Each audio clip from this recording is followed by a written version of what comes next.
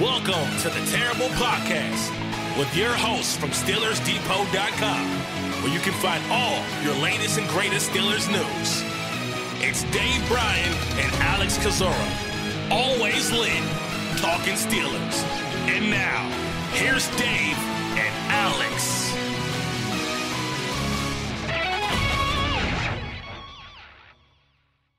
Welcome to the Terrible Podcast, Season 12, Episode 122. He's Dave Bryan. I'm Alex Kozora, SteelersDepot.com. Thanks for being back with us this Saturday, Steelers Nation. It is finally day 3 of the 2022 NFL Draft, day 2 in the books on Friday night. Pittsburgh making their second and third round picks. Dave, we have so much to talk about today. Yeah, and you don't sound as tired as I know that you are. You're going to need a vacation after this, not too long. You're going to have to come out to Arizona or Nevada and come see us. Don't come to Nevada right now. There's too many people. That's true. Did you see the throng of crowds they are having out there? And I think Tim Rice, our photographer, joked at me he didn't see me out there in the crowd. And boy, you get those kind of numbers out there. Heck no, you're not going to see me out in that crowd. But it's good for Las Vegas in general to see those throngs of people in here and all. And here we are on day 3. And Alex, I promise you, after today, you're going to be tired. Okay. Well, I'm tired right now because I just did the intro of the show on mute and realized that once I tossed it to you. But I do want to go to Vegas because when I think NFL draft, I think Chris Angel spinning out of a straitjacket. So I was really glad the NFL took 15 minutes to let that go on. Really, really big football move there. Look, it's one of the entertainment capitals of the world, right? So you're going to get that kind of stuff when you come out here, and I'll definitely have to get you out here because there are so many sights to see and things to do and ways to get entertained, legally and illegally. Well, let's focus on that first one at least. All right. While we're on a podcast. All right, Dave, let's get to day 2 of the NFL Draft. We'll preview day 3 here in a little bit. Try to keep this episode pretty short because we're already just a couple hours away until the draft day 3 kicks off. So round 2, round 3 picks are in. Man, I'm happy today too. I'm double fist. I got 2 cups of coffee up here right now. I got a Monster Zero. I'm wired for sound, as they say. Go ahead, carry on. I may need to borrow some of that caffeine. I might not make it through the day. But rounds 2, round 3 for the Pittsburgh Steelers at 52, George Pickens, the receiver from Georgia. And in round 3, pick 84, defensive lineman DeMarvin Leal from Texas A&M. So 2 picks there that were on our list. Yesterday we discussed. I don't think either selection here comes as a big surprise.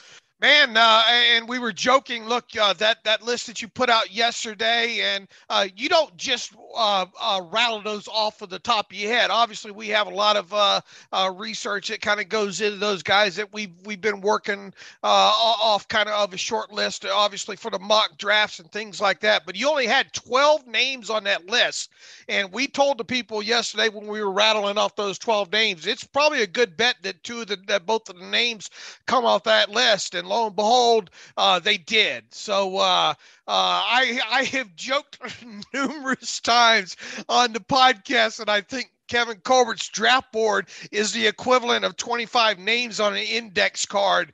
As he goes out the door this year, you're going to have a hard time convincing me otherwise of this. And this is just another example and testament to like the hard work that you put in. And I know you enjoy doing it. It's one of your favorite things to do during the off season. I guess work is a loose term. They're hard hobby or hard. I don't know what you want to call the process of it. An obsession of sorts. There you go. An unhealthy obsession that is here for you guys. Yeah. And you've got me addicted to it too. And it takes absolutely zero effort to get me addicted to things. Let me just tell you that. But the process of going through the pro days and trying to find out who's there, and I know even you and I have thought at times this off season, man, where are these position coaches at? We have found them here and there, but at least in my head, probably not as much to my liking. And I think we're starting to see, Alex, that I'm going to go out on a limb here. I don't think they went too many places, the position coaches overall there. And I say that because Frisman Jackson at the Georgia Pro Day and actually put George Pickens through the workout there. I mean, we saw that on TV because they obviously had that Pro Day covered on, what was it, Southeastern Conference Network or I forget, NFL Network, one of them there. But that was a easy connect the dots there. And then when you talk about DeMarvin Leal, look, half the internet would not have known, more than half of Steelers internet would not have known to put DeMarvin Leal on their players to watch had you not come across the picture of Carl Dunbar at that Texas A&M Pro Day. Plain and simple there. So we didn't spot. I don't think we spotted Carl Dunbar at too many places. That was the only one right there. And I think we were talking about Peavy, the other late round Texas A&M product there, and then obviously DeMarvin Leal was the highest rated prospect there when it comes to defensive linemen. So it wasn't hard to kind of narrow that down too. So I guess the only issue probably people had to come up with is a lot of people, the consensus seemed to be that George Pickens would not last until round 2. I seem to think that he would have.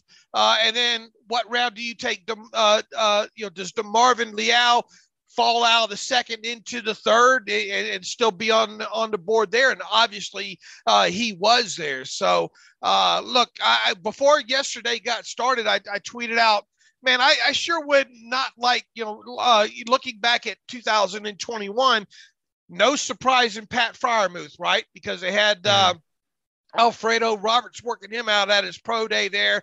I thought, it was pretty easy to kind of connect the dots that maybe that be the Steelers' second round pick there. A little bit of a surprise though in the third round, if you ask me, with Kendrick Green on several levels there.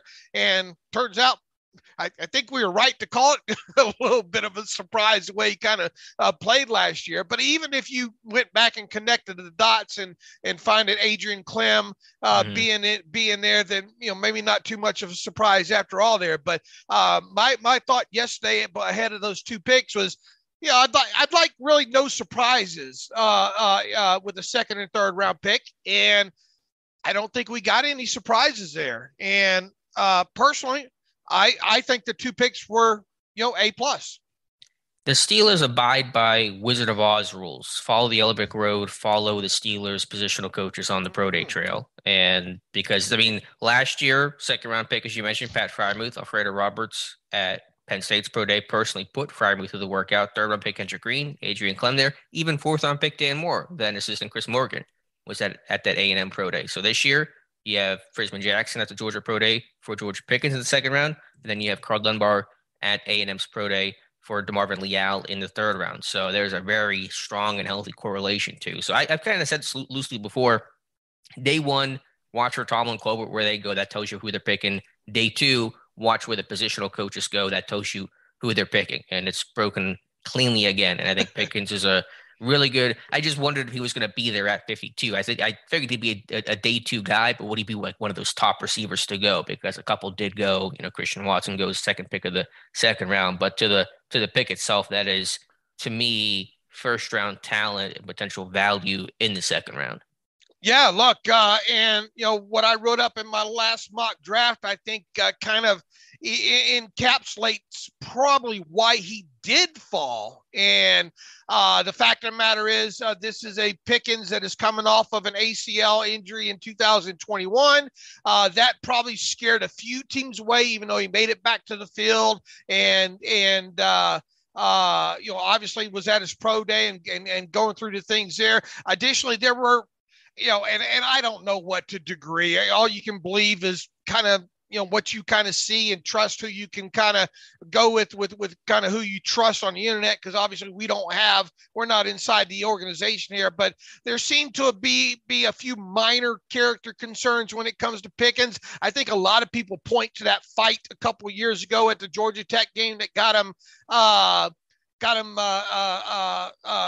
ejected from that game, and then water bottle squirting incident here, and just stuff that comes with being a kid. And make no mistake about it, this kid is a kid because he just is 21 now. So when you're talking about a couple of those issues on the field there, I mean, you're talking pre-21 essentially, because I think he just turned 21, I think in March there. So, and he's a wide receiver, and you hate to kind of classify it up, but sometimes you see the wide receivers act a little bit more foolish, than a few of the other positions there. But obviously, it's not just dedicated to that position and that position alone. So a few kind of probably minor character flags. I know there was a report that he was kind of he was a passenger or in a vehicle that had a minor accident, I think, last week there. But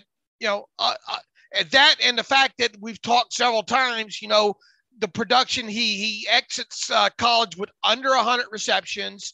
A lot of teams probably, have a benchmark kind of close to what the Steelers seem to do of 100 receptions in college there. And I think if you add all those kind of things up there, that's potentially the reason why he lasted on the board as long as he did.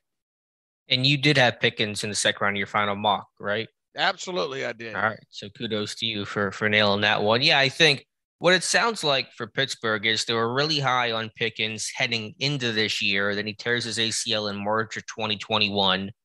So there's some uncertainty there about his overall health. He gets back, he gets healthy, ends up helping Georgia win a national title with playing kind of a bit role, but still a role over the final 4 or 5 games of the season.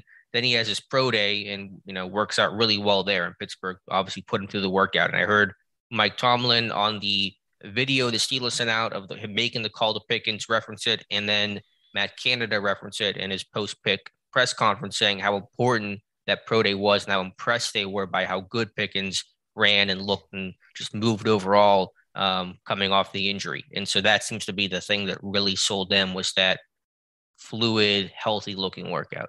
We talk about kind of how this team has missed a guy like Martavis Bryant, and kind of that's long gazelle-like kind of slide, right? I mean, or stride, right?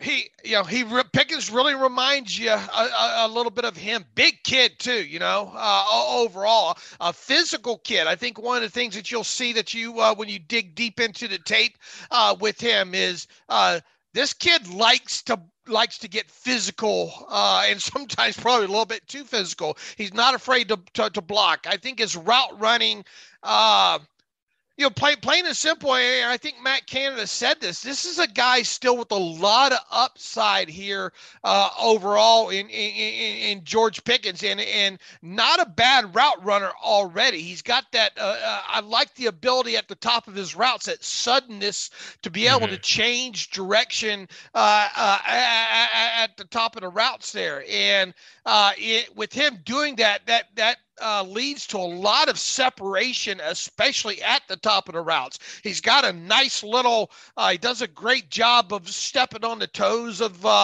defensive backs, and then, nodding inside or outside and getting those defensive backs turned around. You want to talk about an ability of an ex-receiver to get vertical. Lord have mercy. And this kid can do it, and he can do it in a heartbeat. And not only that, he can make some catches. He is the kind of guy that I think that you see, boy, I better try to I better try to outthrow him. Because if I don't, I'm probably going to underthrow him.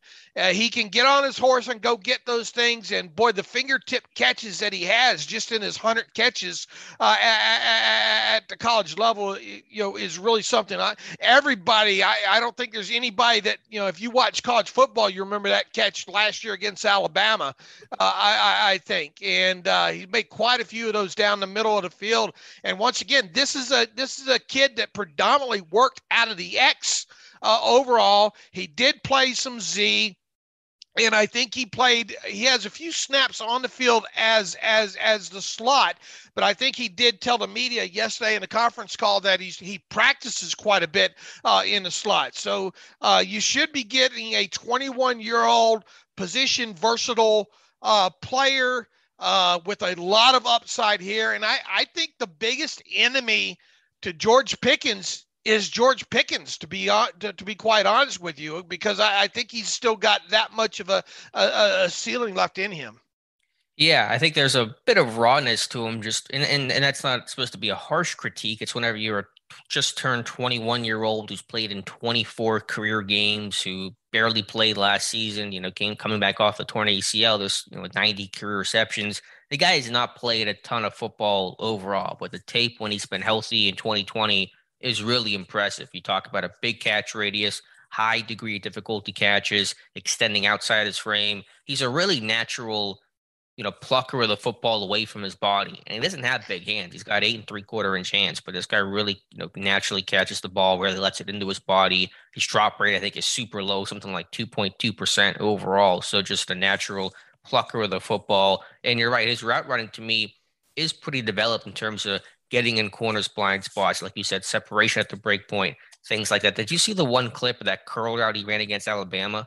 That little 5-7 yard curl route where he just runs the corner off and just leaves him totally in the dust. Yes. Yeah. Okay. Did you post that? Because I was going to post that a little bit later. I think I might. I don't remember if I had posted so many of them and all like that. But that just goes to talk about how good he is at the top of his routes.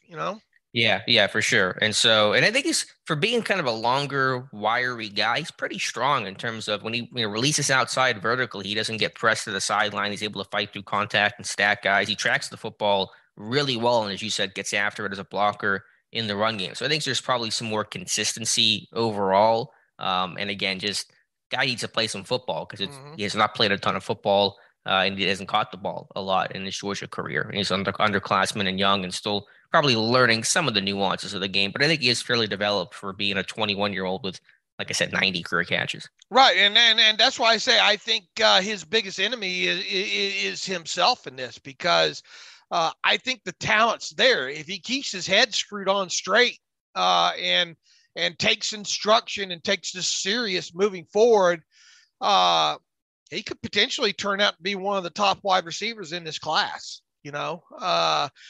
Because the raw talent is there. And look,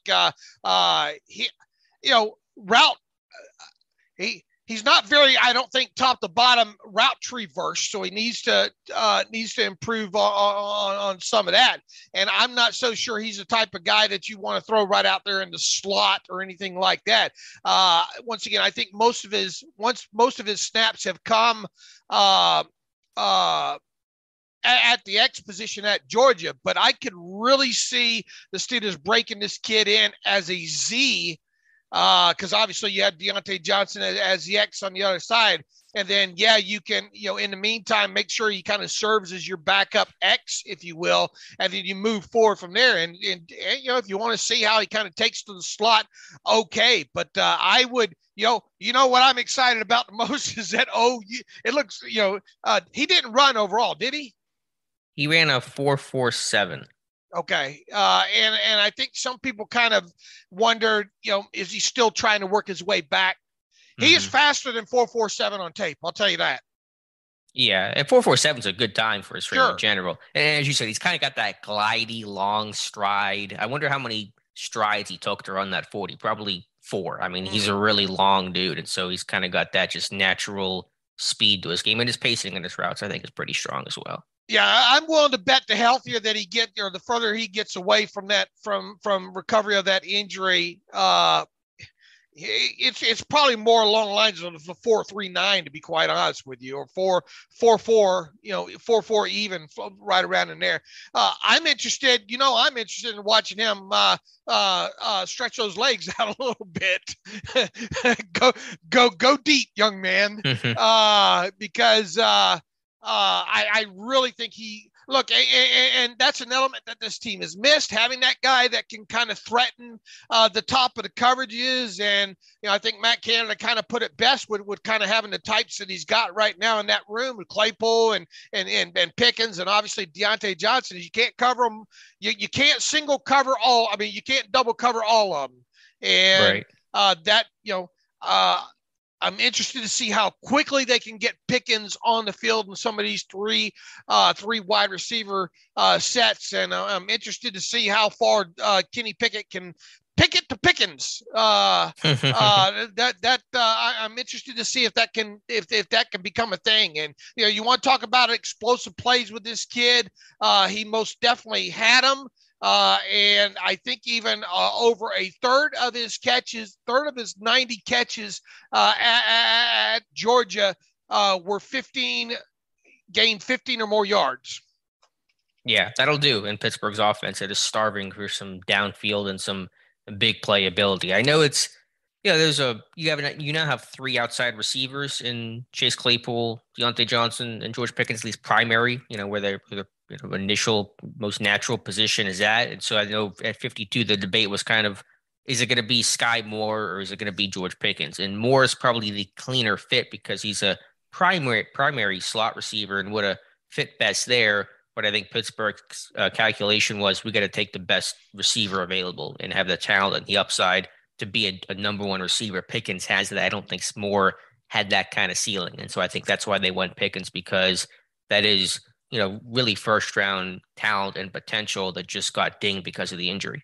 And, as you mentioned, kind of more of the position flexibility with Pickens overall there. And look, we'll never know if Sky Moore would have been the pick if Pickens off the board. You'd like to think that might have been the way that they would have went because of the familiarity. But as the pick got closer and both those two were still on the board, I was gaining more confidence that Pickens would be the guy from the sheer fact that, man, did they even have anybody at Western Michigan that we identified? Now, a lot of people, remember, we do our best to try to find out who at least identifying one person at a pro day. And sometimes there's not a lot of footage out there, but I don't think either one of us found anybody. And there was quite a bit of footage, I think, to go through at that Western Michigan pro day. And we never saw, or at least I don't think we saw anybody from the Steelers there. And now your rebuttal to that could be, well, Mike Tomlin knows this kid inside and out. There's really no need to. But sometimes you would like to at least think that you maybe have your position coach there, especially when you're talking, as you just said a little while ago, about a second round pick and kind of the Steelers' history of having position coaches where those kids are. So I felt more comfort as the pick got closer with Pickens and Moore both being on the board, especially when the Steelers got on the actual clock and both those kids were on the clock. Are still available. I thought, man, it's got to be Pickens here, and it was. Mm-hmm. And then Moore went just a couple picks later to Kansas City. So again, they're very tightly bunched together in terms of where those guys ultimately got selected. So I wonder what Juju thinks about his decision now. That ran through my head last night. That's a good point. Yeah, fair point there.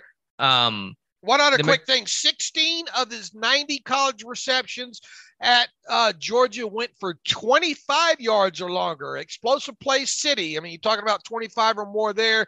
What's 16 of 90? What's that, about 20? What's that, about 20%? Yeah, it's a high percentage. It's going to be 17, almost 18%.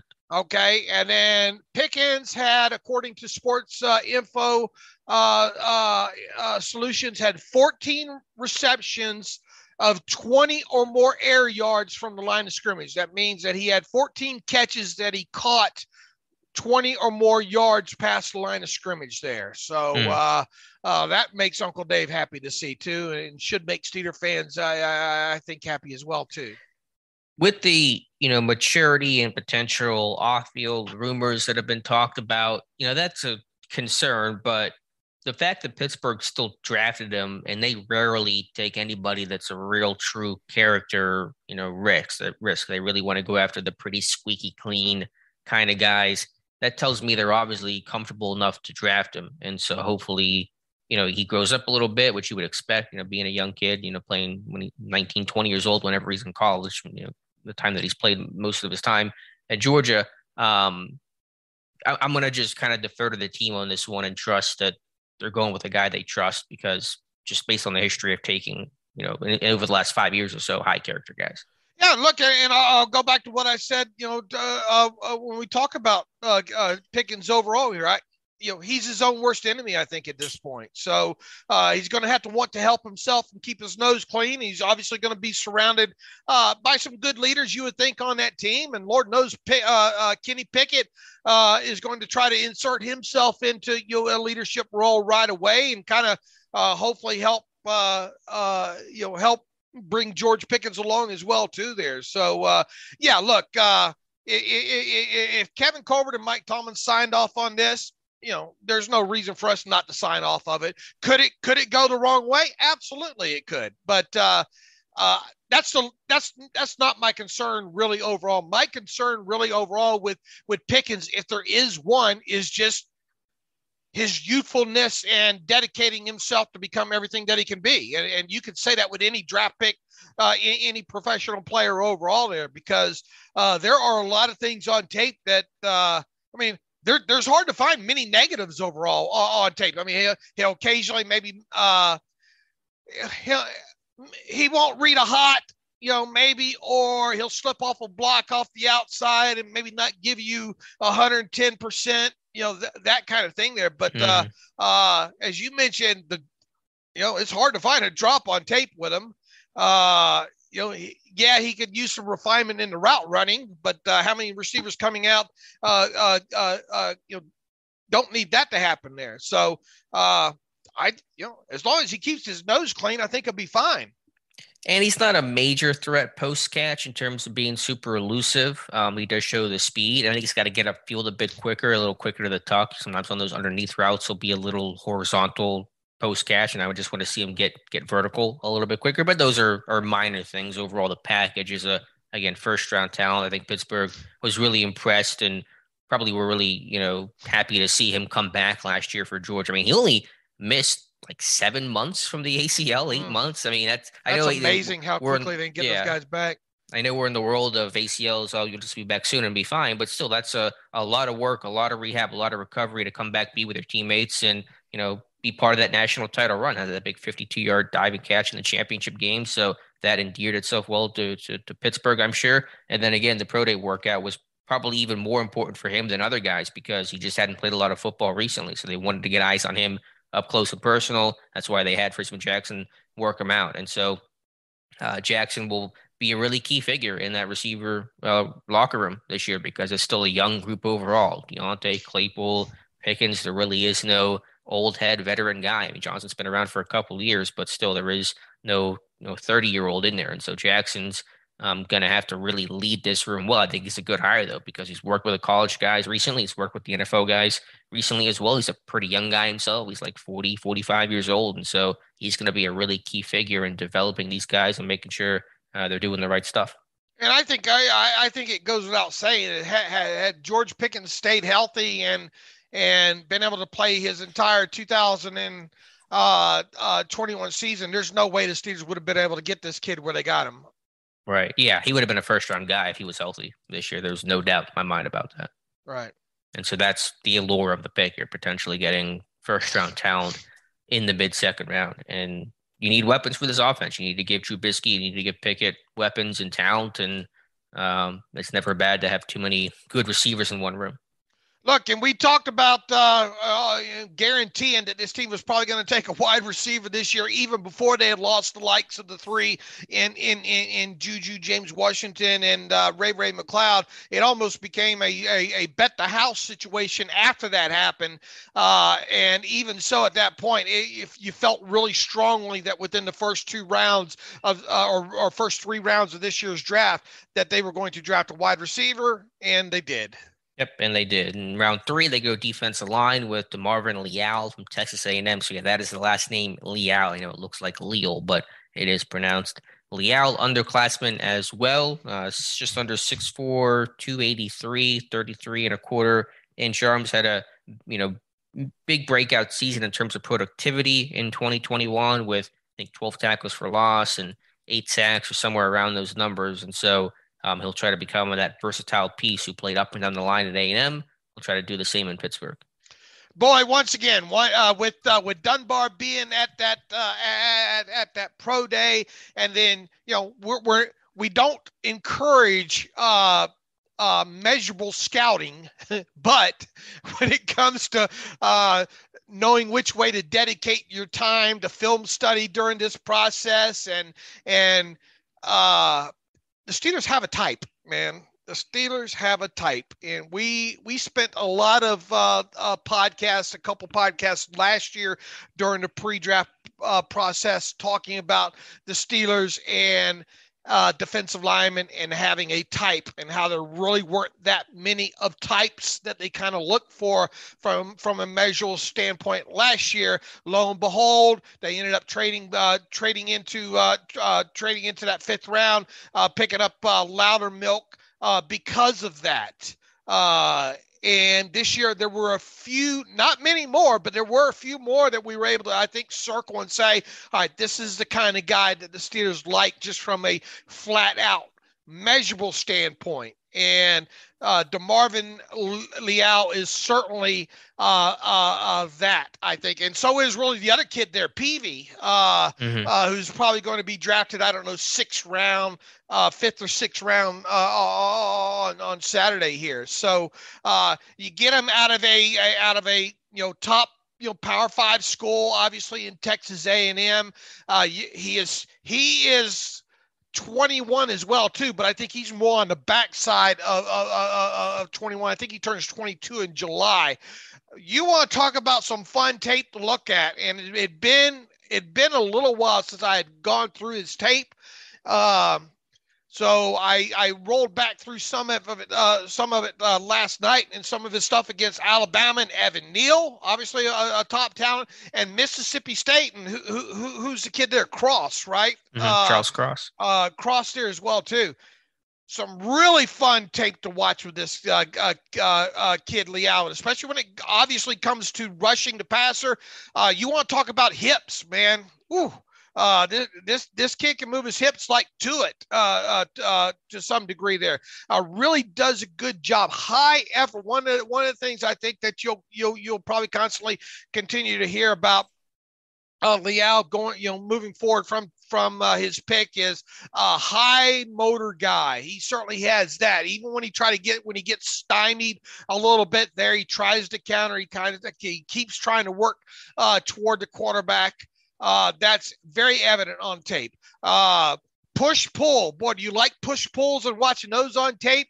There is a lot of them with DeMarvin Leal with the push pull move on there. For a guy his size, I think he does fairly good with the leverage aspect of it and coming off the ball low, and he just loves attacking quarterbacks. I think he does a fairly good. I haven't concentrated a lot on his play against the run, but there are a lot of tackles on loss and him just kind of blowing up things there on the interior line. So you look at his weight overall, first thing that jumped in my mind is this kid's going to have to gain about 15 pounds to get 14 or 15 pounds to get to kind of that weight the Steelers like him. Well, lo and behold, Terrell Austin met the media after the pick. He says this kid's probably going to have to gain a little bit of weight there. So that's not a surprise there. You could probably groom this guy to kind of play that Cameron Hayward role, right? Yeah, he was regarded as a bit of a tweener, didn't know where his best fit was going to be, and you're right, he will have to add weight, and Austin said A&M probably had him at that 280 weight because that's what they felt he did best for them this past year. And I know that Peavy was asked to play heavy for A&M last year. He was playing in the 330 range. He got down to 307, 308 in the pre-draft process and told, I think, reporters that A&M asked him to play big as an interior kind of plugger last year. So probably the same story with Leal. The size comes close. It isn't the perfect it isn't prototype. Ideal, right? You'd like to have 2 more inches or inch and a half to him. Another inch, another 15 pounds, and be another quarter inch or half inch in the arm length, but it's about as close as you're going to find. So There is some concern to me. The biggest concern I have is that run defense. I think you're right. I think he's a really high motor, high energy guy. I think there's some bend as a pass rusher. He had a great cross chop. He beat the guard, and I was able to dip past him. And so there's a lot of energy and effort and motor for sure. And that and some level of athleticism and effective on stunts and loops and things like that. But does this guy have the sand in the pants to anchor against the run? And I know you did post one good rep of him against Evan Neal, but I watched the Alabama game, Mississippi State game last night as well. And I thought Neal and Charles Cross overall really got the best of him, especially in the run game. He got moved around quite a bit. So can he anchor down and hold the point of attack when he isn't asked to one gap and shoot and penetrate? To me, that is a pretty big concern. Right, and I have not concentrated on his run defense as much there, but I did. My takeaway of the film that I have watched overall with him is, his strong suit's going to be getting after the passer. The area of his game he will need to show improvement on is run defense, and especially when he is asked to two gap. Which right. Still going to be asked to do that at times there. So I think get him in the weight room, get that extra weight on him, get him used to kind of playing at that stuff, and still staying low and anchoring that back end of his a little bit more. And we'll see how it goes there, but. You're not going to have. I don't think you're going to have a problem with effort with this kid because that opening game against. I went and watched that cut-ups of the Kent State game to start the season. Yeah. It's Kent State. I get it. All right. But there was an interception in that game that happened at around the Texas A&M 25-yard line there.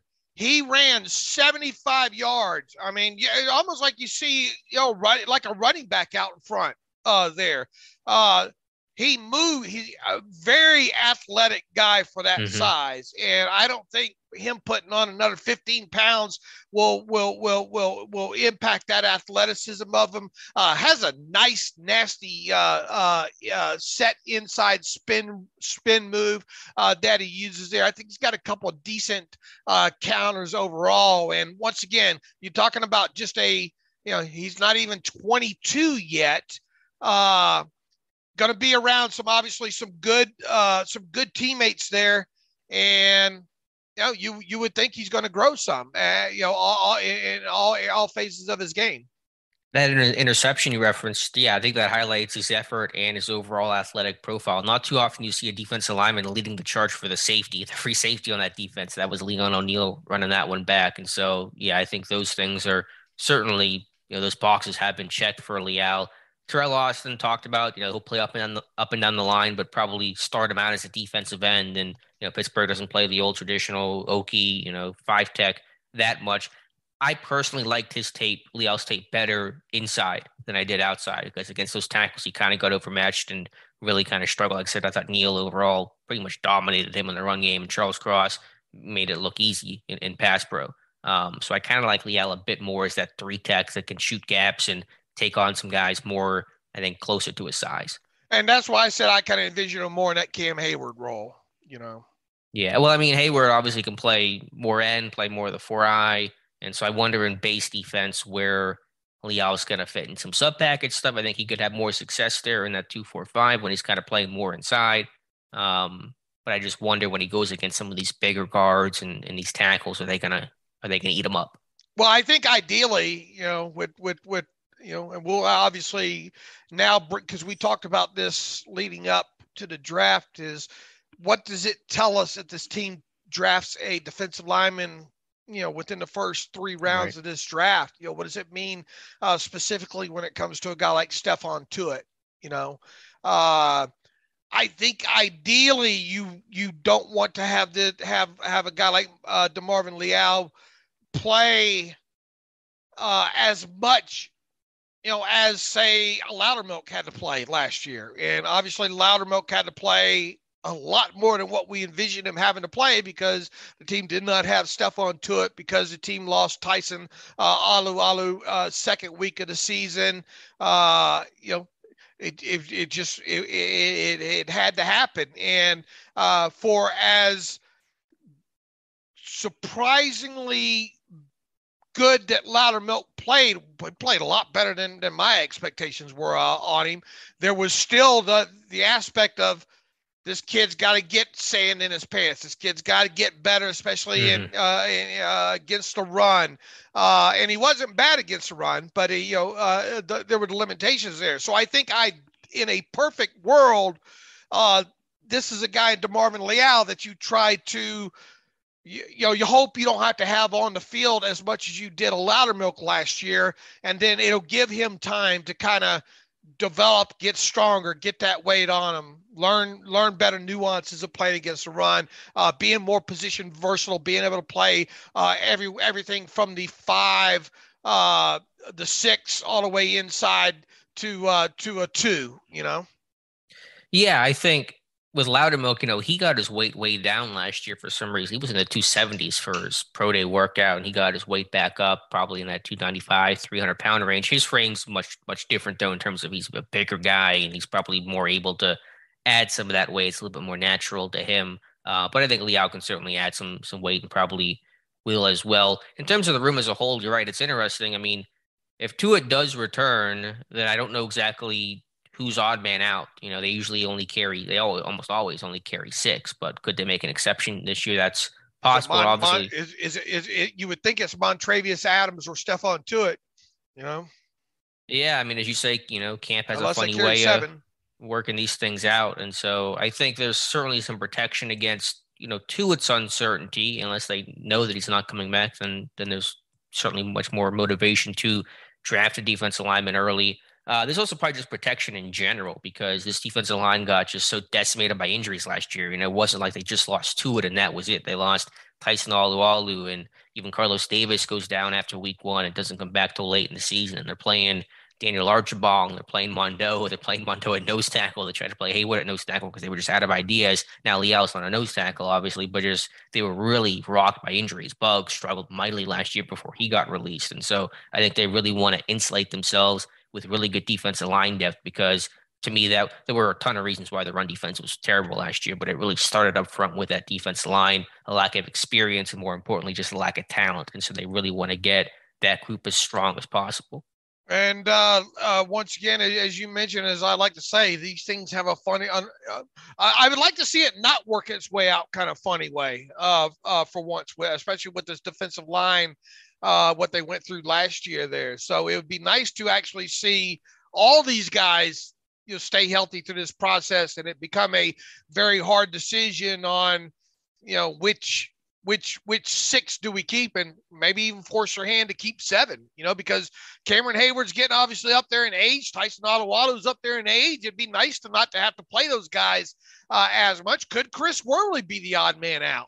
But after the season he had, it's tough to say that. Right, because remember my big push last year was, boy, Wormley owes this team some snaps, and he damn sure gave it to him too. And he really grew into his own last year there too. So, and then you re-sign, obviously the contract that Montravius Adams signed doesn't nail him to the 53-man roster, I don't think.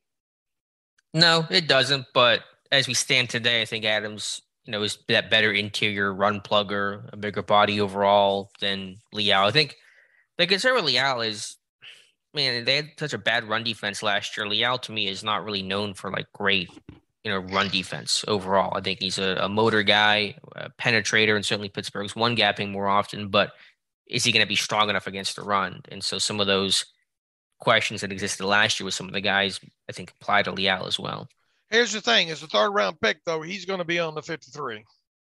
Yeah, I mean, barring something, I think every 3rd-round pick has ever made the roster, right? 4th round, I think, has been the earliest that right. Hasn't, with a Fred Gibson or something. So, yeah, maybe they do keep 7. And obviously, Tuitt's situation is one to monitor. And if Tuitt does not play, then your 6 is probably, add Leal and subtract Tuitt, and the other guys, Hayward and Alualu and the like, are going to be your 6 guys.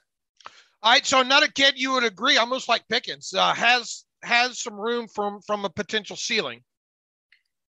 Yeah, I think Pickens has a higher ceiling and a higher upside overall in terms of what his best could be. I'm sure Leal's not a finished product either as an underclassman, as a 21-year-old, as you mentioned. Just trying to find exactly where he's going to fit best because he was a bit of that tweener in terms of is he an end, is he an interior guy, what's going to be his best role in the NFL. I'm still not quite sure of, especially in the Steelers system. Here's the way I envisioned that pick going.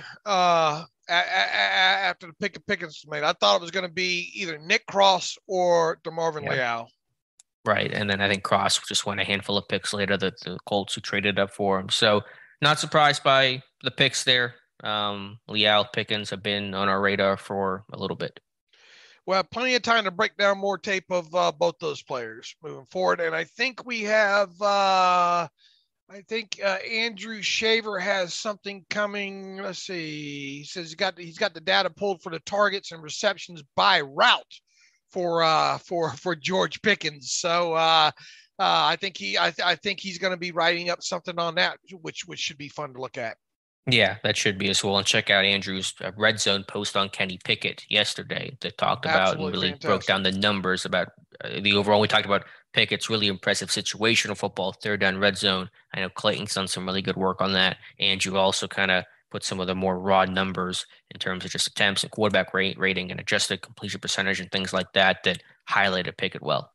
And a perfect opportunity. Hats off to all the Depot guys, man. They just have been killing it. Obviously in the pre-draft process with all the over 200 profiles and all the guys who went out to Mobile, obviously, and out here to Las Vegas and Dr. Mel and it just incredible the amount of talent that we have.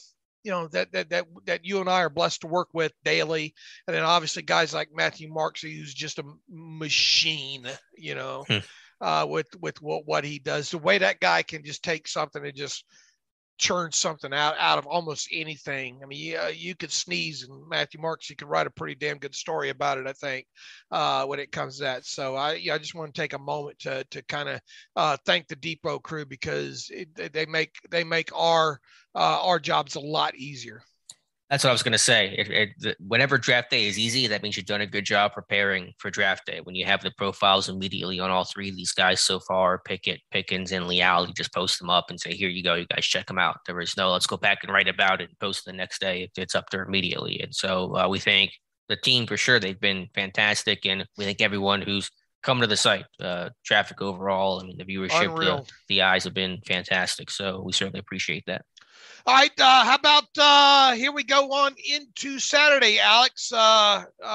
Team is scheduled to have, 4 more picks today, 1 in the 4th, 1 in the 6th, and 2 in the 7th, correct?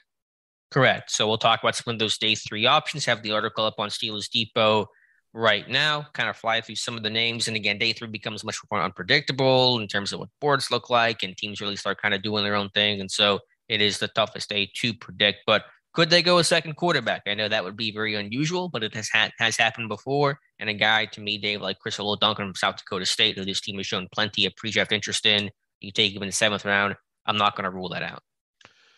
Look, I said the moment after Pickett got drafted and kind of looking at this depth chart and all, would I bet my money on it happening? No, but I wouldn't. I don't think I'd be mad if you spent a 7th round draft pick on a guy like Chris Duncan, because I think it gives you the 4 quarterbacks. Then this team's going to carry 4, right? Mm-hmm. I mean, Kevin Colbert's told us how many times. Obviously, the unfortunate passing of Dwayne Haskins and all like that. It would not. I don't think it's going to happen, but it would not hurt my feelings if it did happen. And then it opens up the conversation of maybe you don't do it now today with Mason Rudolph, but maybe you get in a situation closer to the start of the season. If all those guys stay healthy, maybe you can turn around and flip a guy like Mason Rudolph for, a 3rd or not a 3rd, a 5th, yeah, or 6th round draft pick. And look, I mean, obviously you wouldn't think it would happen with Mitch Trubisky, but What happens if for some reason you got in a camp situation here and Kenny Pickett just blows the doors off and you decide that, maybe you want to go with Kenny Pickett here. Could you get in and this is remote, I just want to throw it out there, could you maybe get a situation where, you turn around and maybe want to deal Mitch Trubisky?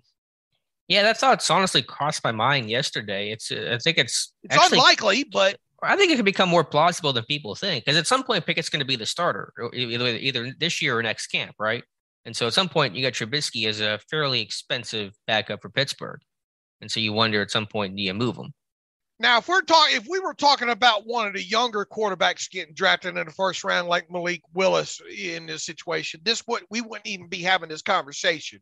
But sure. The fact that you have a guy like, the most experienced, the most NFL, quote unquote, what was deemed the most NFL ready quarterback of the lot, in Kenny Pickett, that's where this, I think, becomes a part of the discussion at this point. Once again, I don't think it's likely to happen, but I think it's a lot more plausible to happen because you drafted a guy like Kenny Pickett. And look, what a great problem to have if Kenny Pickett blows this thing out over the summer. And you're talking about, what? You might as well, might want to think about go ahead and getting Kenny Pickett in this thing, especially if Trubisky has any bumps in the road here. I still think it's Mitch Trubisky's job to lose out of the gate, but we're not talking about a margin between a starting point between him and Malik Willis versus, the gap that, sure, Kenny Pickett and Mitch Trubisky might be. Yeah, it's going to be an honest competition with Pickett. It's, had a Willis been drafted hypothetically, they probably would have said, he'll be given a chance to compete, but we all know like he was not going to, become the starter. So we'll see what happens. I know there's conversations that are going to be more relevant and, worth talking about in the summer once we see Pickett and how he starts, how he looks in his initial days as a Pittsburgh Steeler. But quick sidebar, that quarterback class in general, none in the second round, they go in the third round. I mean, listen, I know people were down in the quarterback class. We didn't know how it would go. I don't think anyone predicted these quarterbacks, Pickett aside, would last until deep into the third round. Oh, trash. Yeah. It has met the narrative. I think it surpassed the narrative. Yeah. I mean, just how, well, I'm glad I ain't got to watch all those hours. The one time the one time that I have to spend a lot of my pre-draft process digging extremely deep down into a quarterback class, it would be the worst quarterback class in 20 years, maybe. More than that. Yeah, I can't remember what the numbers were, but something ridiculous for sure. And so just interesting note on the quarterback class. But back to day three options for the Steelers. Howell's still on the board, right? Yes, I think he's the only quarterback not been taken. Ritter went to Atlanta, Willis to Tennessee, and Corral, Carolina, moved up to get him. Okay. So, yeah, you're right. Howell is still out there, which you're going to have to think. Sam Howell went from potential first-round pick for this, last year to day three pick this year. Right. And Kenny Pickett went from, what did Kenny Pickett go from in 2021? Yeah, I mean, he went from probably like a day two kind of guy to first-round pick, first quarterback off the board. Mm-hmm. All right, so day three options here for Pittsburgh. Talked about quarterback. Running back could be a possibility for some depth behind Najee Harris. Some names to throw out there. Hassan Haskins from Michigan. Pierre Strong from South Dakota State. Those are more guys that could be potential fourth round. Maybe Haskins slips to the sixth. And then also Letty Brown from West Virginia. I'd look at him as a sixth or seventh round pick. It'll be interesting to see that they go that way. The way Mike Tomlin, when talking about the two other backup running backs in Benny Snell Jr. and Anthony McFarland, and saying, look, short story, there could be new guys on this roster pretty quick here. And, obviously one of the ways to do that is via the draft. So I'm not a huge fan of adding a running back in this draft. I would, you put Pierre Strong in there, I might have a poster up on the wall. I don't know. But I could see it happening. Long story short, I could see a running back being added in the sixth round, probably more than likely. And of course, have to mention Connor Hayward as well as the H-back, the jack of all trades. That'd be 6th, 7th round consideration. And Pittsburgh loves their bloodlines and loves a good story. Yeah, and I know a lot of people are saying why, because I think because the bloodlines are there. I think because you get a guy that can is a Swiss Army knife per se, a guy that Derek Watt, probably not long for this roster too much longer. Especially after this season, Hayward's a guy that can be able to play on special teams, all like that. And why have to go through? You would think if he goes undrafted, you would have the upper hand in signing Hayward, right? But what if he doesn't go undrafted? Why not secure a guy like that with the 7th round pick there? So it's too much of a feel good story to think that it won't happen, but it obviously, it might not happen there, but he needs to be on this list. Yeah, if not Pittsburgh, watch out for Detroit. They coached him at the Senior Bowl. They were impressed. He's a Dan Campbell kind of guy, so watch out for the Lions.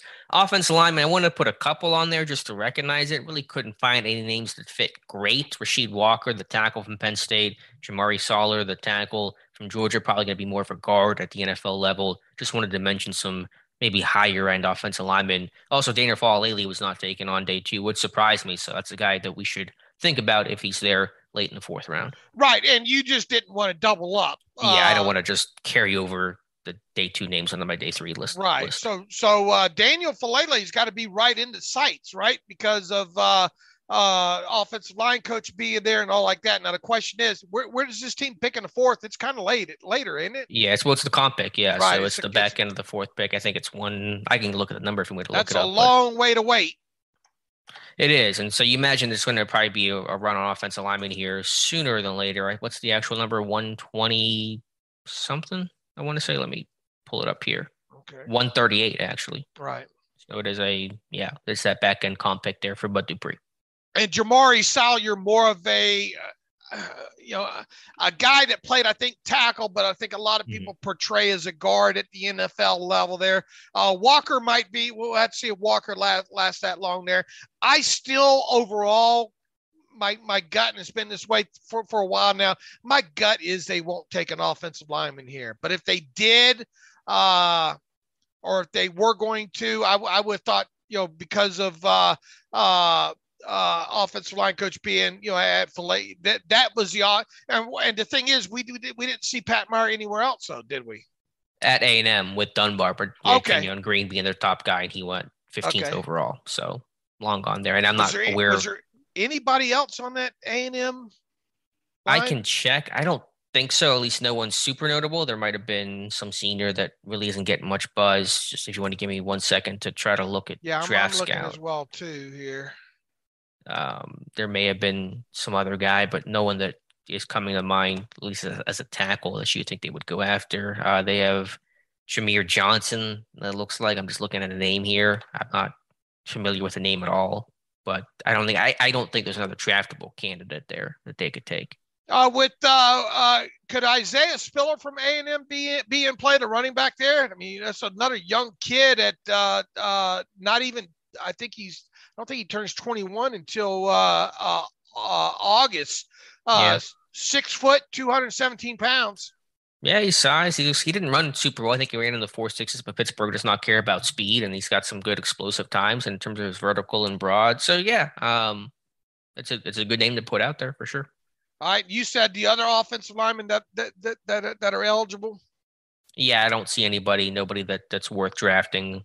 So in terms of other offensive linemen, just to mention that weren't, a pro day connection, but some of the Kentucky guys, I think Kennard's still out there. Rosenthal, I believe, still out there. Cade Mays is versatile, kind of tough dude overall. But you're right. I'm not, seeing a whole lot of offensive linemen that fit well for Pittsburgh. Okay. And who else do we have moving on from offensive linemen on there? We got got my guy Jeffrey Gunter's right into sights now. D'Angelo Malone's off the board now out of Western Kentucky.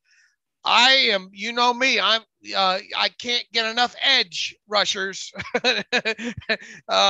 This team needs to draft an edge, Alex.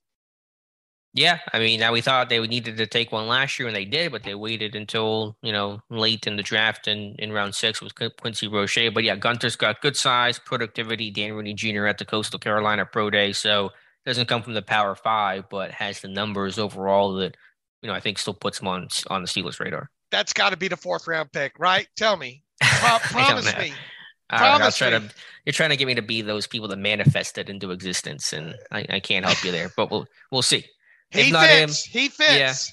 Yeah. I know they also had Kyron Johnson. I did not list here, but Kyron Johnson from Kansas, they brought him in for a visit as well. I believe he's a different body type, a skinnier, lankier dude, but super athletic. I mean, dude ran a 4.4 at 240 pounds as a linebacker. So that's a guy that has some good senior year production. That was a combine snub, but had a good Senior Bowl week overall. You know who we forgot to add on the list? Ali Fayed, the kid out of Western Michigan, the edge rusher. More of a guy.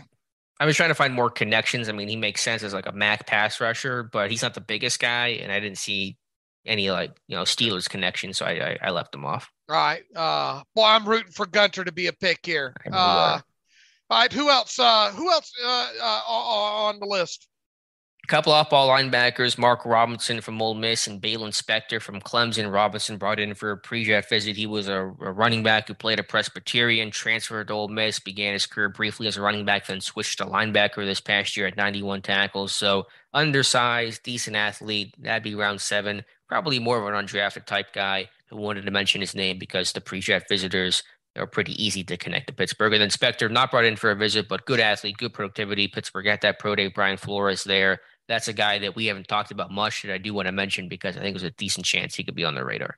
What about the cornerbacks? Damari Mathis, the guy I can't get out of my head out of Pitt. Yeah, a lot of cornerbacks. And Art Rooney said, yesterday they were going to go probably receiver, defensive line, and the DB. They took a receiver, they took a defensive lineman, so the DB might come in the 4th round, and that could be Damari Mathis from Pitt, a really athletic slot guy. Kobe Bryant from Cincinnati played more outside corner, got overshadowed by Sauce Gardner, obviously, but has had 6 interceptions the past 2 years. Not a super athletic guy, but just a good technical corner overall. And then some of the Alabama corners, Josh Jobe and Jalen Armour Davis, could be on Pittsburgh's radar. And Mario Goodrich out of Clemson. Yeah, Goodrich as well. I know you talked about him, and so I think that name fits as well. Then a couple of safeties, Joey Blunt from Virginia and Scott Nelson from Wisconsin. Blunt brought in for a formal pre-draft visit. Nelson had a virtual Zoom interview with the team, both athletic, hitting safeties. Blunt, to me, that's a guy to look for in round 6.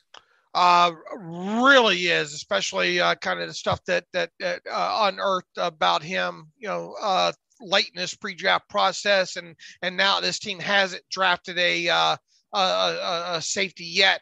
He's obviously on the radar, as is and you said the Nelson kid right out of Wisconsin. But that guy,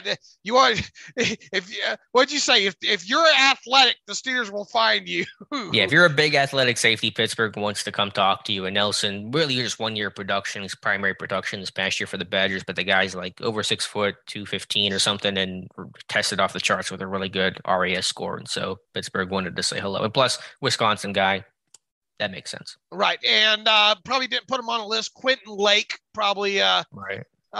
He might go undrafted, but I mean, if you wanted him in the 7th round, that could potentially be a fit there, right? Yeah, I could have put also Isaiah Troy Polamalu's nephew on there. I figured I don't want to put every single Steelers connection ever, but you could see that. Easy draftable guy. It's probably borderline. His tape this past year was pretty rough, but I could see that in the 7th round. All right, we don't think they're going to take another defensive lineman in this draft, right? We don't think they're going to. I would like to see him. I just don't know where you fit the other wide receiver at. I'd like to see him take another wide receiver. I'm just not convinced that they will. I think because of them adding the edge Avery, you could probably make an argument that they might not take an edge in this, in this draft. I hope they do. Probably if not Gunter, though, who is it going to be? I mean, we mentioned Kyron Johnson, but what about the Alabama kid? Who's that? Who's the other edge over there? Alabama. Name's not coming to mind at the moment. Other Alabama edge. When their second Alabama edge in this thing. Chris Allen, is he off the board or no? Oh, okay. No, he's still available. Yeah. Christopher Allen. Yeah. Maybe that's the name there.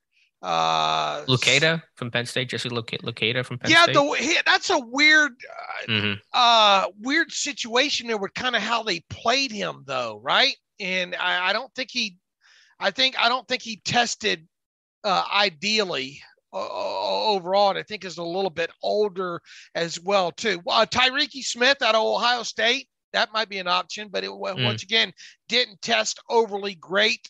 What about Michael Clemens? That's another one. He's got some off-field stuff though. He's been arrested, so I'm not sure about that. I love A&M though. They've been drafting A&M like crazy the last couple of years.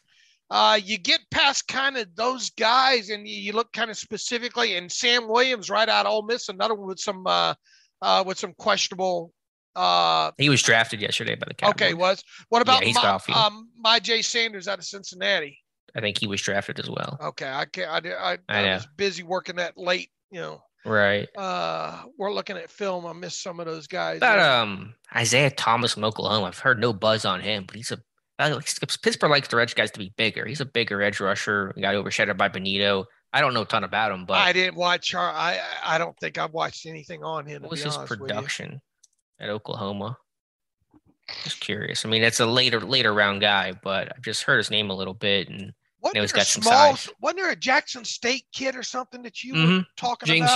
James Houston the fourth. Okay. Reprice was at that pro day. Yeah, Houston. He was a Florida transfer, so he played at Power 5 and then transferred for 1 year at Jackson State. Had a really impressive year this past season. Yeah, Isaiah Thomas. He's got 14 and a half sacks over the last 2 seasons. 3 forced fumbles this past year. Dude's listed, I think, 6'5", 266. Just throwing a name out there. It's a name to consider. Man, I tell you, I got my heart after watching a lot more of that Gunter out of Coastal Carolina later, early in the process, and then later in the process. I kind of married myself to him right now. I sure would like to see the Steelers pull him off the board in the 4th round. Yep, we shall see. Like you said, Steelers have a 4th round pick, 6th round pick, and pair of 7th round picks. And will they trade up in that 5th round spot? Probably not, but you never know. They did it last year, so we'll see what happens. It sounds like they could use all those picks right now, to be quite honest with you. And to hear Art Rooney sure was loose-lipped. I wonder if he had a shot of whiskey or something. Yeah, we need that more often. Yeah, because he was like, here's who we're drafting. And I'm like, all right. That kind of made our job a bit easier last night, what to expect. Sure did. It was like you finding an Easter egg there, man. Because, somebody, I think he had a shot of whiskey or scotch or something like that, because he was Chatty Cathy, wasn't he? Yeah, and we talked about Pittsburgh going BPA, best player on their board, but Art Rooney said, hey, we're probably drafting a defensive lineman and a receiver and a DB, and that's what they took. So, again, BPA, it's where value and need intersect at the highest point. If we are to interpret what he said, then it's probably going to be a defensive back in the 4th round. Probably, yeah. I think that's the one that hasn't been taken so far. So you look at Damari Mathis, you look at Kobe Bryant. I'm not sure who the top safeties are. Who are some of the top safeties out there right now? I'm not because there was a run on them late on day 3, but those are the things that I'm looking at. See, if I had to guess right now, and the draft's about an hour away, so by the time people listen to this, they probably already know who the 4th round pick is. I'm guessing it's going to be probably a DB. How about Tyson Anderson from Toledo? Man, I would love talk about your Gunter. I would love Tyson Anderson from Toledo. Man, I think that's a great pick right there. Yeah, you talked about him, I think, way early in the process. Kirby Joseph already went off the board. I think that's another one that you liked. I know Woods from Baylor. Boy, if it wasn't for that Georgia defense, boy, we'd be talking a lot more about these Baylor kids, wouldn't we? Yeah, they run fast. Yeah, now Woods went too, and so both the Baylor safeties are off the board, Petre and JT Woods. But as Kalen Barnes is a corner, it's ran the 4.2, whatever he ran 4.23, I think. But he's a really underdeveloped guy. Did you watch any of Percy Butler out of Louisiana? I didn't. I heard some buzz on him. He had some pre-draft visits. He's a little smaller, listed I think 6 foot 194. If you want to be that strong safety type, though. All right. So how about Dane Belton from Iowa? Athletic guy, 5 interceptions this past year. I mean, Iowa kid. A little bit shorter arms, I think, if I remember on him. But yeah, I think so. Janai Thomas from Georgia Tech's gotten some buzz on day 3. He's a good athlete, good size overall. Marquis Bell from Florida A&M. They were at that A&M Pro Day. Rick Caprice was. He's a Maryland kid who left school, went to community college. He's a pretty linear guy, but a big hitter downhill in a line. Is there some sort of correlation later with day 3 kids with, say, a guy like Raprish or Dan Rooney or something? Is there any tighter correlation? Nothing that I've really been able to find. Day 3 is where it really gets more haphazard. There really isn't that strong of a connection. I mean, maybe if I researched it some more, but not that I'm aware of. All right, I think we rattled off enough names. I won't be surprised if we hit 2 or 3, 4 of these with kind of the names that we rattled off. I'm rooting for an edge. I think you're rooting for a running back, right? Yeah, I would love to see Ty Davis Price, but he went to the 49ers yesterday. A great pick there. So we'll see what happens. We'll come back and recap it for sure. I think we have time for maybe just 1 or 2 reading emails, Dave. All right, let's do it. Daniel Woodruff, first-time caller, started listening to the show after trying to find Steelers podcast that was informative and entertaining without being clouded with fan bias. Well, I guess he found us, didn't he? Anyway, it's a few years later now, and I wanted to finally express my appreciation to my favorite podcast host. There's no time for sentiments when there's draft picks to talk about, however, so here it is. He says that he's writing in between day 2 and day 3. He says, so far, I have to say he says, I'm a big fan. He says, I'm satisfied with the Kenny Pickett pick. He says, I won't pretend I know much about quarterbacks will boom or bust, but given how much work the Steelers put into this class, the state of the AFC, and the fact that all 5 guys were there at 20. He says he doesn't disagree with the decision. He says, I think they just added the most pro-ready quarterback to an already good roster trying to make that next step to the playoffs. He says both Pickett and Trubisky are upgrades over year 18 Ben as far as he's concerned.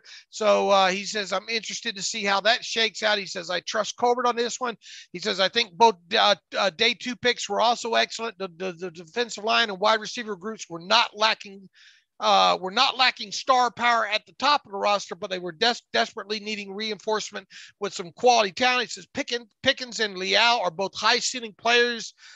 He says that will benefit from not being forced to start in week 1. Nevertheless, he says, I can see them both making big contributions, particularly in the second half of the upcoming season. He says, just had one question for you guys.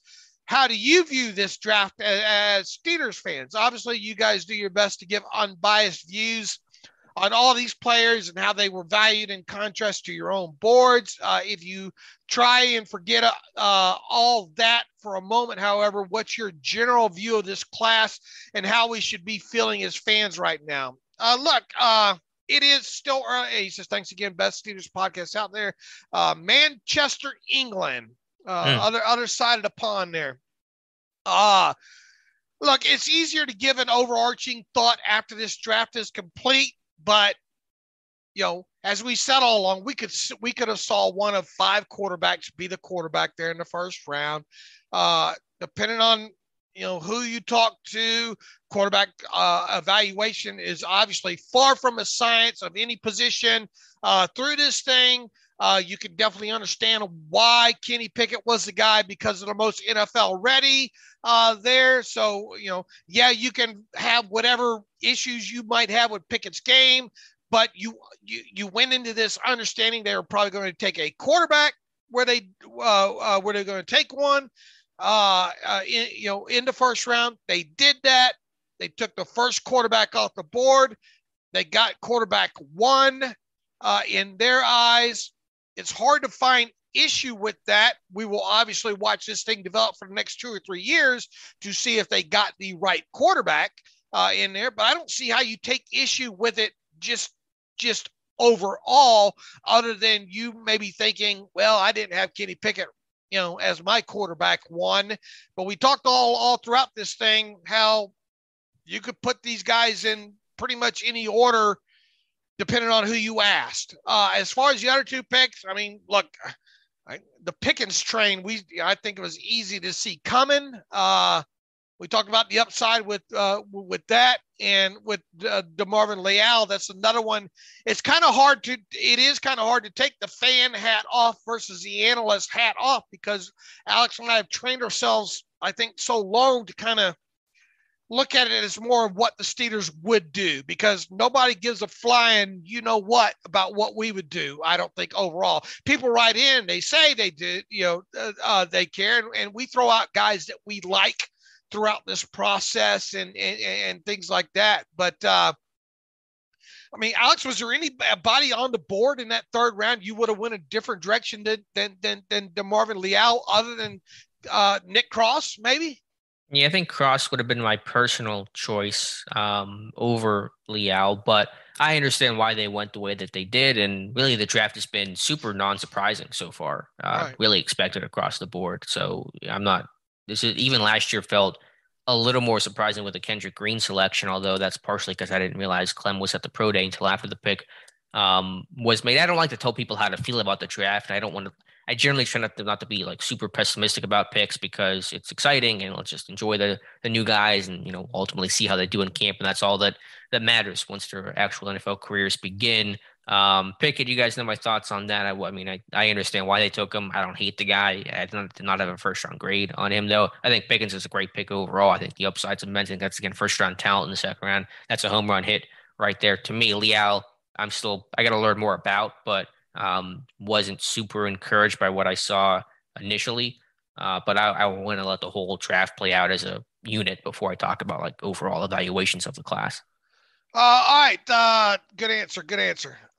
Survey says, Thomas John Lloyd Kastner writes in, first off, like to thanks to Steelers Depot team for delivering another great offseason. He says, I'm a big fan of the website, and the entire team does great work. He says, sorry for us having to deal with jerks and stuff like that. He says, I'm in a business that also excites extreme anger from fans, so I know precisely how it feels personally. He says, he goes on to say, I'm keeping it short, but before you dial back your workload too much, I'd like to make 2 requests, 2 articles of top 10 or 100 list, one of your favorite predictions you nailed over the years, another of your favorite Twitter interactions with Range fans. Yeah, look,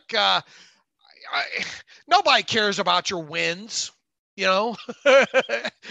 They more care about your losses than your wins. So I'm not, look, you'll have no issue with me reminding you when I get things right. How's that? As far as dealing with favorite Twitter reactions with Range fans over here, I can write a book on those. So, not going to be something I'll be doing any list on, I don't think, when it comes to that there. Brian Herman writes in, not a question, just gratitude. Hello, David, Alex, and the rest of the Depot team. Been listening since 2011, but first time writer. Never have any questions because I feel like you all talk about them so well. Wish I could be the fly on the wall listening to you guys talk about all of this. I'm an assistant superintendent at a golf course in Dallas. He says, I remember hearing Dave talk about Tony Romo, and yes, I promise he talks just like he does on TV in person. Super friendly human that absolutely loves to talk about football. He found out I was a Steelers fan. He says, I have a Steelers hydro flask for a water bottle to keep my cold water in. He went on and on about Heinz Field and the fans, and it was honestly awesome to hear. He says, y'all do an amazing job, and I love the humor. The draft coverage on players was absolutely over the top, and y'all killed it. He says, absolutely blessed to be a Steelers fan and to have this team to listen to. Thank you for all you do. Brian, that's a very nice email, Brian Herman. We certainly do appreciate that. And Alex and I are super cognizant of, even the newer guys and just reminding everybody to try to be as objective as you can when you look at this. Now, obviously, when your fandom's going to come through in certain areas here, there's biases that are always going to keep, as much as you try to keep some of the biases out, they are still going to, come to the surface at some point. It's hard. Look, I got a bias right now with the kid out of Coastal Carolina. I'm really biased toward the Steelers. Maybe drafting that kid here, Gunter. But you just try to do your best and present the info as objective as you can as you come across it. And people keep ignoring some of the things that Alex, unearths and things that I unearthed. And that really helps the average fan, I think, try to focus in on, because it's impossible to watch 300 guys during the pre-draft process. But if we help a fan that doesn't have the time that we have know of about maybe 20 the index card size that Kevin Colbert carries around, I'm pretty convinced of that, of guys that maybe they should start acquainting themselves with. Come time that the Steelers draft one of those guys, the fan already knows quite a bit about them, and we feel kind of the same way there. That especially when we hit on some of the guys on this list, we're able to talk a lot about those kids because we've already put in a lot of study on them.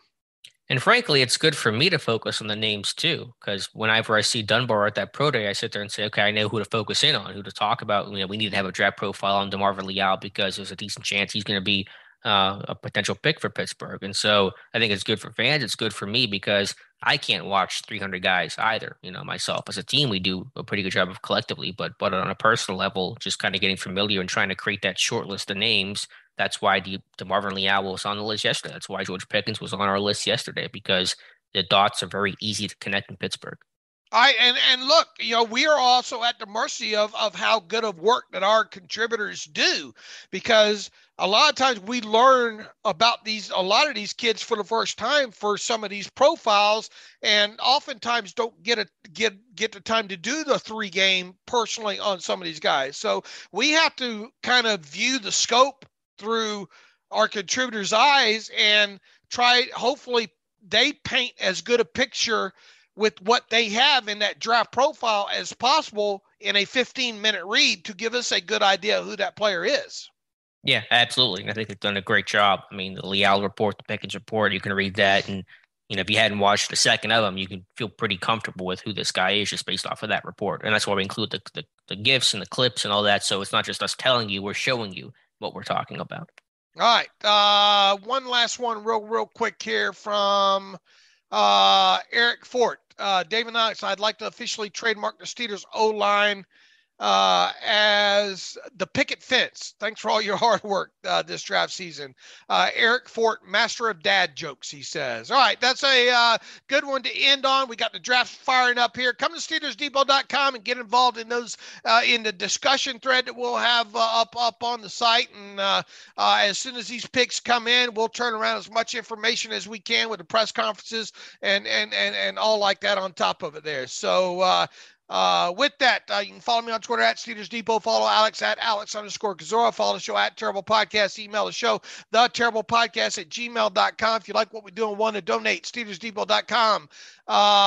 Hit the donate button. Also ad-free, SteelersDepot.com. Hit the ad-free button up right navigational bars. So Alex and I'll be back at it again in the morning, reviewing what happened on day 3 and wrapping up the 2022 NFL draft. So with that, as always, thanks for listening to the Terrible Podcast with Dave and Alex.